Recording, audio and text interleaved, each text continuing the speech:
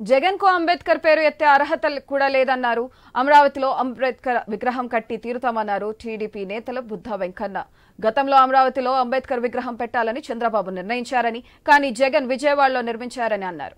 విజయవాడలో 404 కోట్లతో అంబేద్కర్ విగ్రహం పెట్టారు. ఇందులో కూడా 226 కోట్లు కొట్టేసిన ఘనుడు జగన్ అని విమర్శించారు. వైసీపీ నేతలు కొట్టుకుని చనిపోతే ఆ నిందను టీడీపీపై వేస్తున్నారని ఆరోపించారు. 27 సంక్షేమ పథకాలను దళితులకు రాకుండా చేసిన వ్యక్తి జగన్ అని మండిపడ్డారు. అంబేద్కర్ పేరు తొలగించి తన పేరు పెట్టుకున్న నియంత జగన్ అని ఆగ్రహం వ్యక్తం చేశారు. అమరావతిలో 30 ఎకరాలలో అంబేద్కర్ గారి విగ్రహాన్ని పెట్టాలని చంద్రబాబు నాయుడు గారు ముఖ్యమంత్రి అవ్వగానే దాన్ని మంత్రివర్గంలో ఆమోదించారు. సరే, తూతూ మంత్రంగా విజయవాడలో పెట్టారు, ఓకే.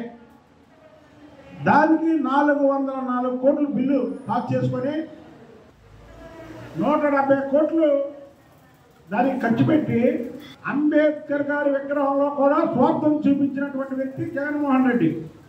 దాంట్లో 220